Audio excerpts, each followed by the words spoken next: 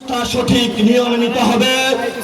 মণিপুরি, আসাম, পশ্চিমবঙ্গ থেকে শুরু করে যেখানে যারা রয়েছেন আমাদের বাঙালি ভাইয়েরা, মুসলমান ভাইয়েরা, তারা আজকে নির্যাতিত হচ্ছে এবং সেই নির্যাতনের জাতাকলে ভারত সরকার দিন দিন বাংলাদেশে তাদেরকে পাঠিয়ে দিচ্ছে।